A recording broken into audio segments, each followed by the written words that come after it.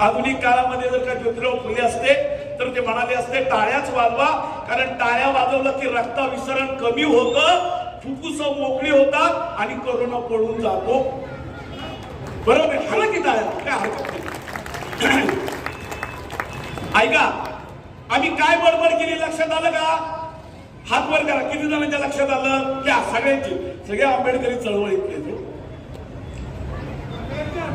हा, तर काय झालं, ज्यांना नाही कळालं त्यांना सांगतो.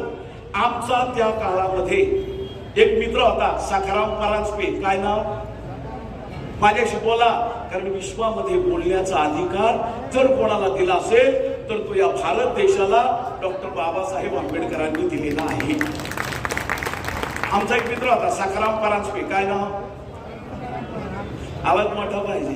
सखाराम परांजपे. पर्यायच्या नावानं ते नाही सांगत. लोकांच्या अंगात मरी यायची ती. डॉक्टर बाबासाहेब आंबेडकर आले पाहिजे, माता रमाई आल्या पाहिजे, अहिल्याबाई होळकर आल्या पाहिजे, सावित्रीबाई आल्या. हा विचार घेऊन पुढे जाणारा विचार जर का आला तर समता प्रस्थापित होईल आणि अंधश्रद्धा दूर होईल आणि समता प्रस्थापित होईल. बरोबर का नाही? आमचा एक मित्र होता, सखाराम परांजपे. त्या काळामध्ये तो मला म्हणाला, आमच्या नातेवाईकाचं लग्न आहे, लग्नाला एक तर बाप ना लग्नाला बोलवत.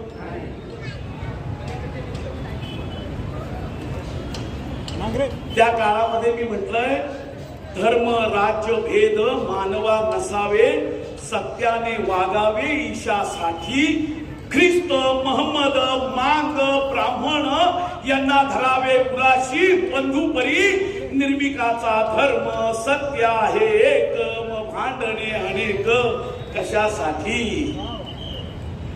त्या काळात मी सर्व जाती धर्माचे लोक घेऊन सार्वजनिक सत्य धर्माची स्थापना केलेली आहे.